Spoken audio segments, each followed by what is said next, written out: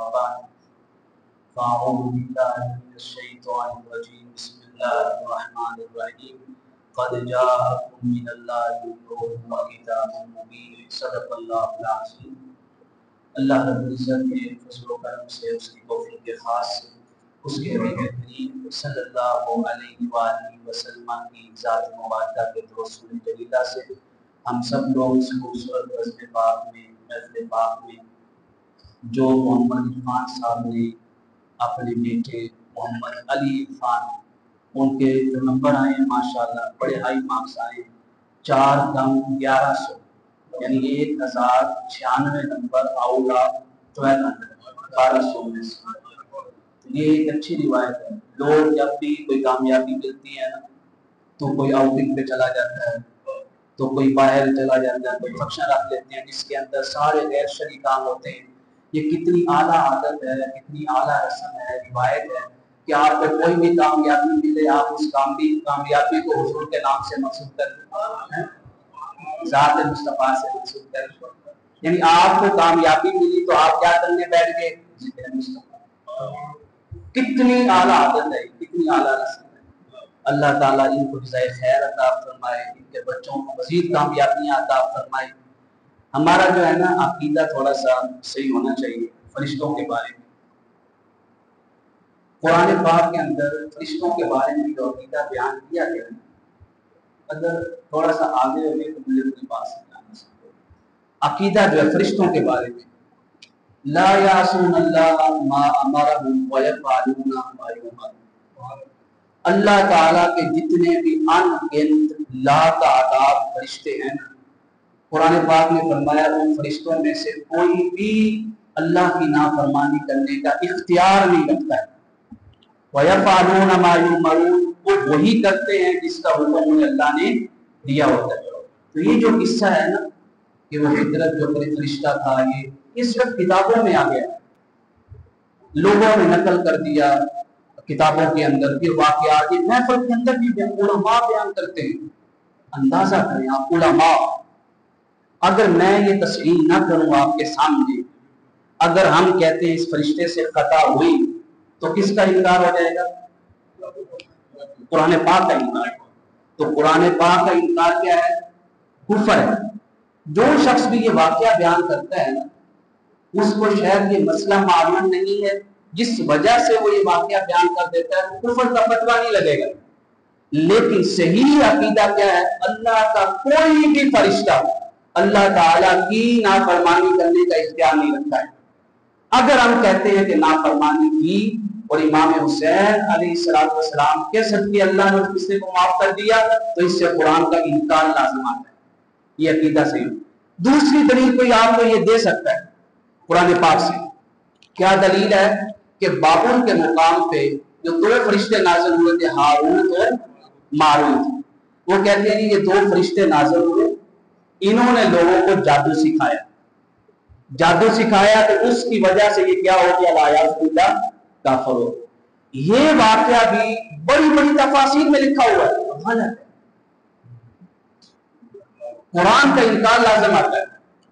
بہت سی کتابیں لکھنے والے جو مصنف ہوتے ہیں نا، بغیر تحقیق کے جو بات نقل تر نقل چلتی آ رہی ہوتی ہے اس کو اپنی کتابوں کے اندر لکھ دیتے ہیں۔ قرآن پاک نے جہاں پہ ہاروت اور ماروت کا واقعہ بیان فرمایا ہے وہاں پہ واضح کر دیا، فرمایا ہاروت اور ماروت کو جو ہم نے نازل کیا تھا نا، وہ صرف کیوں نازل کیا تھا؟ وہاں کے لوگوں کی آزمائش کے لیے نازل کیا تھا۔ کوئی بھی ان کے پاس آتا تھا نا جادو سیکھنے کے لیے، وہ کیا کہتے تھے؟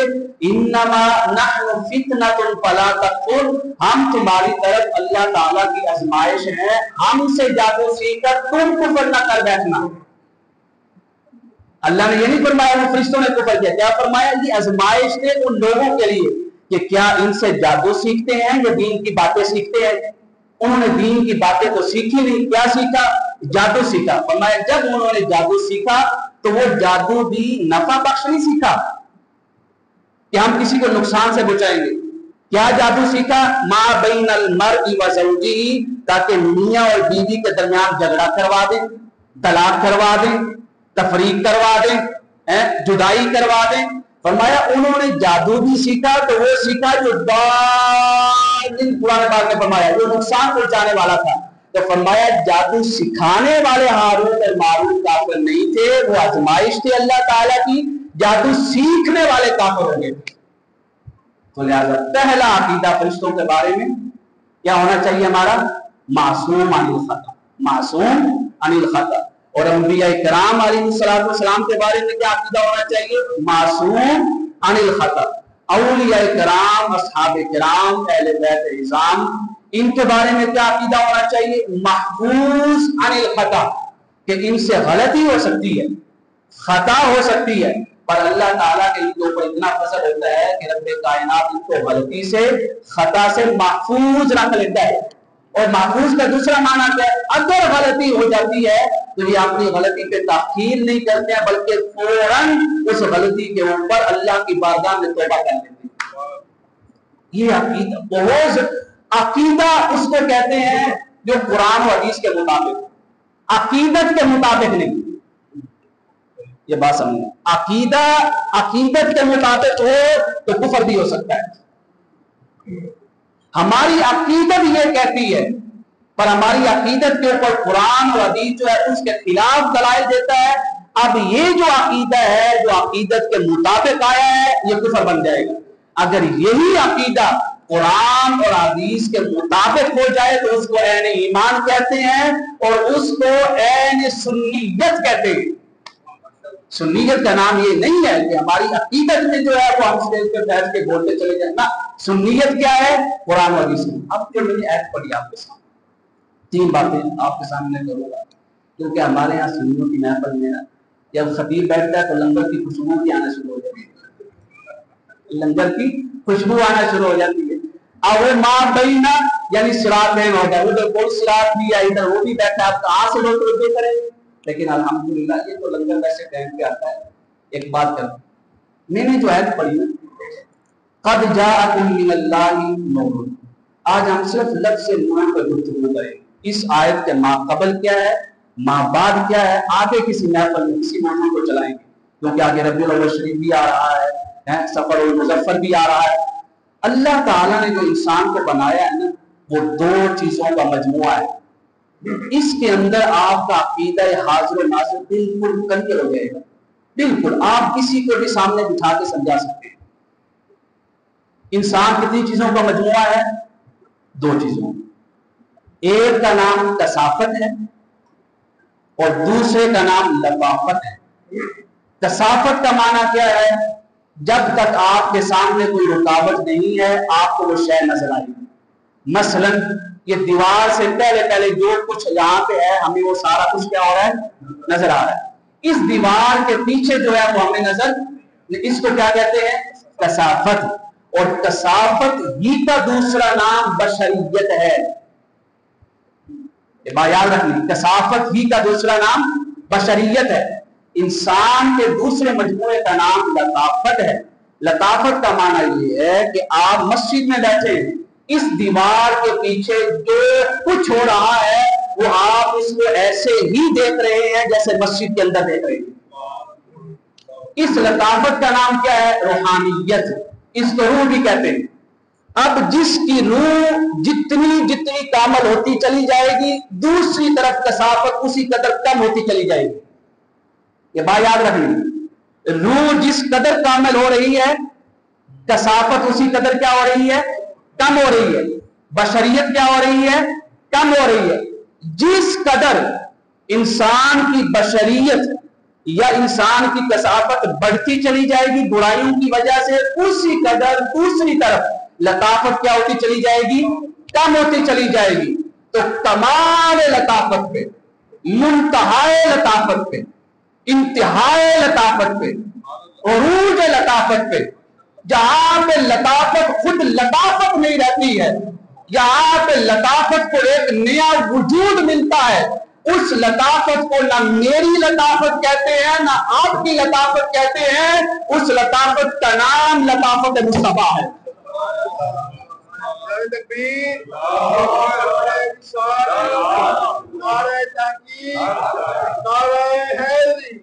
جب اس طرف لطافت منتہائے کمال کو پہنچی، اس طرف کثافت اپنا وجود کھو بیٹھتی ہے۔ یہ بات سمجھ نہیں ہے، میں آپ کو آگے جا کے احادیث سے دلائل دیتا ہوں۔ جس قدر لطافت اپنے منتہائے کمال پہ پہنچتی ہے، اسی قدر کثافت کا پیراگراف نیچے آتا چلا جاتا ہے۔ جب تاجدار کائنات کی لطافت کی کوئی حد نہیں ہے تو اس وجود کے اندر بشریت کا بھی وجود نہیں ہے، کثافت کا بھی وجود نہیں ہے۔ اب تاجدار کائنات صلی اللہ علیہ وآلہ وسلم چاہے مدینہ منورہ میں ہے، چاہے مکہ مکرمہ میں ہے، چاہے قبر انور شریف میں ہے، چاہے سدرۃ المنتہا پہ ہیں، چاہے مقام قاب قوسین پہ ہیں، چاہے اودنا پہ ہیں، جس طرح ذات مصطفیٰ قبر انور شریف کے پاس کھڑے ہونے والے شخص کو دیکھتی ہے، اسی طرح ذات مصطفیٰ اس کو بھی دیکھتی ہے جو جامعہ مسجد سیدنا صدیق اکبر میں ان کا ذکر کر کے کر دیا ہے۔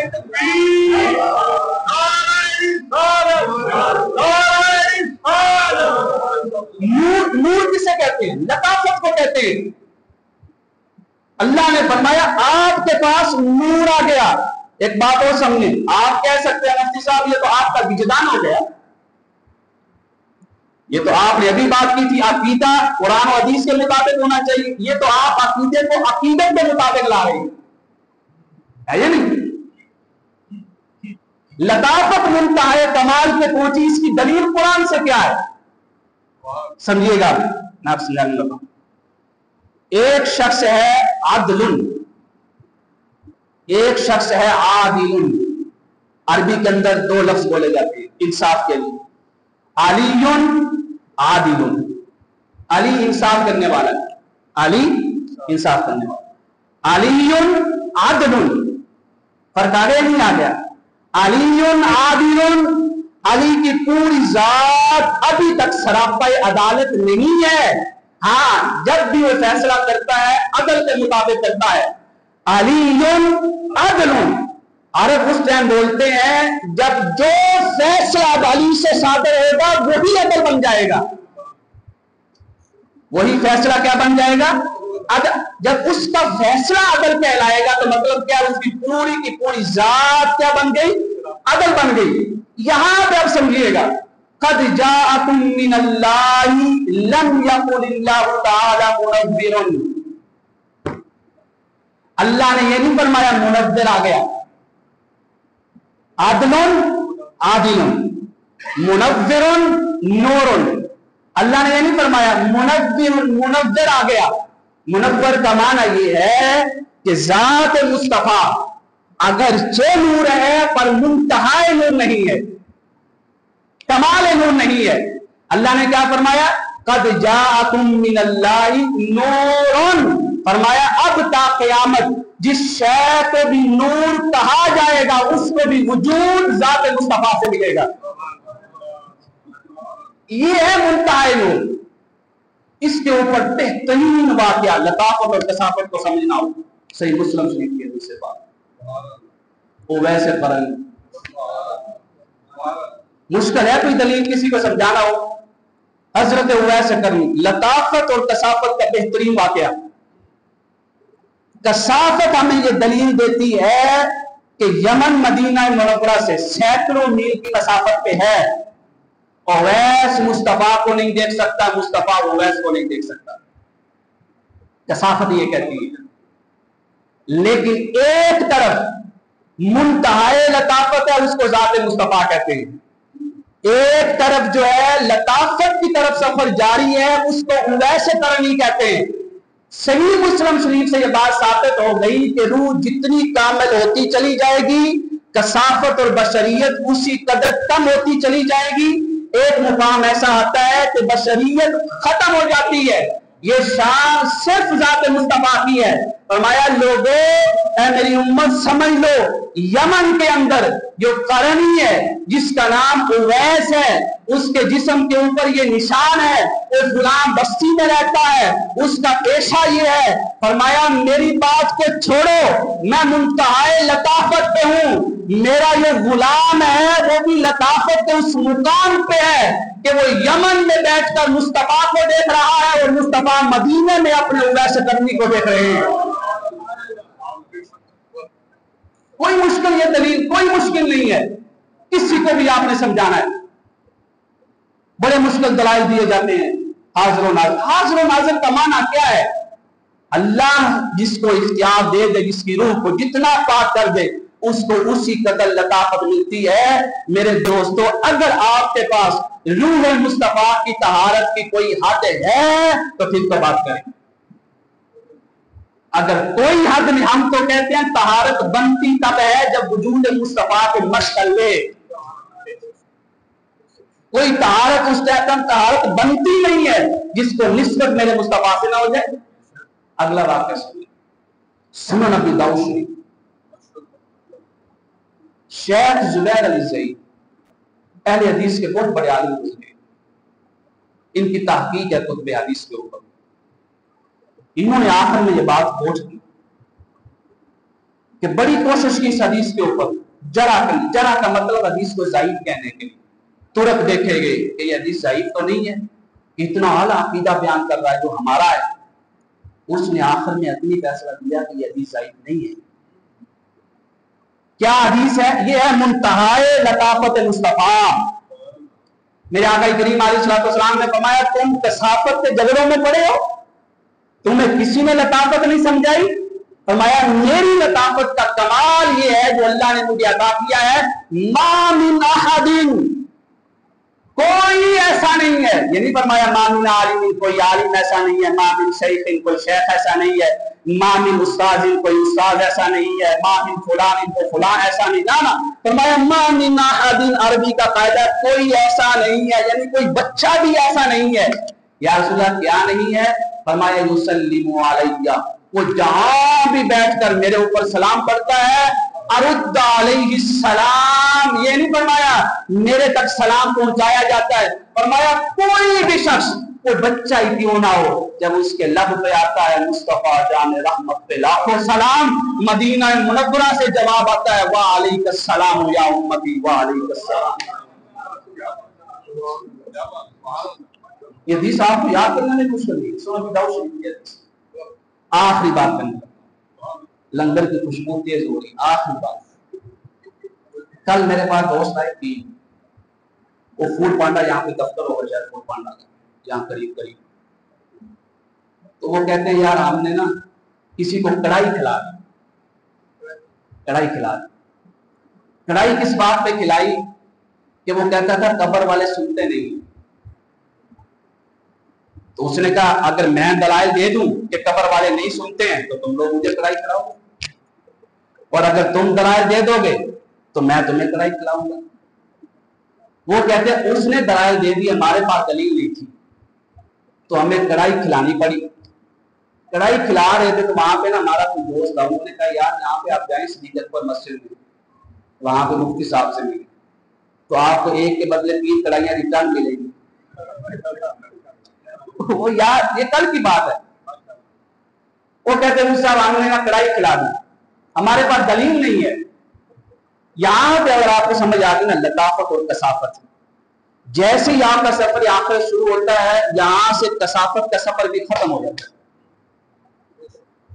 चाहे वो काफिर है चाहे वो मुसलमान है, उसका सफर जो आगे जारी होगा वो कौन सा होगा?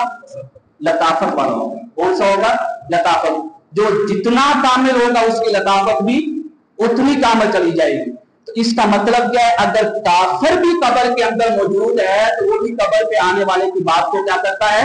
सुनता है, उसको देखता है। तो अगर काफिर सुनता है या देखता है, इसके ऊपर दलील से बुखारी शरीफ की हदीस है, गज़वा बदर अबू जाल के ऊपर खड़े होकर सबके ऊपर ये तलाक की दलील मारूफ है। तो जब लताफत ही यहाँ पे आके शुरू होती है तो कब्र वाला सुनता भी है देखता भी है। मैंने कहा 3 हदीसें लिख ली। पहली हदीस से मुस्लिम शरीफ, हजरत अमर इब्न आस ने, आपने फरमाया जब आपके विसाल का वक्त करीब आया, आपने अपने बेटे को फरमाया, अब्दुल्ला को फरमाया, बेटा जब मैं फौत हो जाऊं ना तो मेरी कब्र पे इतनी देर खड़े होना है जितनी देर एक ऊंट को ज़िबा करते हुए, उसका गोश्त बनाते हुए, उसका गोश्त तकसीम करते हुए लगती है, उतनी देर मेरी कब्र पे खड़े होना है। जब तक तुम लोग मेरी कब्र पे खड़े रहोगे तो मुझसे कब्र की वहशत दूर रहेगी, मैं तुमसे मानूस होता रहूंगा। मानूस किससे होता है? इंसान जिसको देख रहा होता है। यहाँ पे सहाबी से एक बात क्या साबित होगी? कब्र के ऊपर खड़े होना। ये किसकी सुन्नत होगी? सहाबी। कब्र के ऊपर जो शख्स खड़ा है, जिसकी कब्र पे खड़ा है, तो साहिब कब्र अपनी कब्र पे खड़े होने वाले शख्स को भी देख रहा है। सिर्फ देख नहीं रहा, उसके देखने से कब्र वाले को क्या हो रहा है? फायदा हो रहा है, मानुसियत हो रही है। मैंने कहा यहाँ आपकी कढ़ाई पक्की नहीं बनेगी। वो कह देगा ये तो सहाबी का अमल है, हुजूर का अमल दिखाए। दूसरी हदीस लिखी मिशकात शरीफ की, हजरत साद इब्ने मुआज रज़ी अल्लाह तआला अन्हु। ये मैं लताफत आपको समझा रहा हूं कि अगर आपको लताफत समझ आ गई तो नूरानियत मुस्तफा भी समझ आ जाएगी, और कब्र के अंदर औलिया का सुनना, उलमा का सुनना, वालिदैन का सुनना, उनको फायदा पहुंचना, ये भी समझ में आ जाएगा। साद इब्ने मुआज का आपने जनाजा पढ़ा है, आम सहाबी थे। 70,000 की तादाद में फरिश्तों ने उनके जनाजे में शिरकत की थी। 70,000 की तादाद से मुस्लिम भी करते। साद इब्ने मुआज कौन? साद इब्ने मुआज वो हैं जिनका विसाल हुआ तो अल्लाह का अर्श भी उनकी रूह का इस्तिकबाल कर रहा था। मेरे दोस्तों ये बात सुनने, साद इब्ने मुआज कौन है? अभी मेरे आका करीम अलैहिस्सलातु वस्सलाम ने नमाज फजर पढ़ाई, हदीस पाक के अल्फाज हैं, हुजूर ने सलाम ही फेरा था, दौड़ते हुए मस्जिद से बाहर निकले, दौड़ते हुए। सहाबा भी पीछे से दौड़ रहे हैं। आपके मुबारक कंधों के ऊपर काली कमली थी, इतना दौड़े।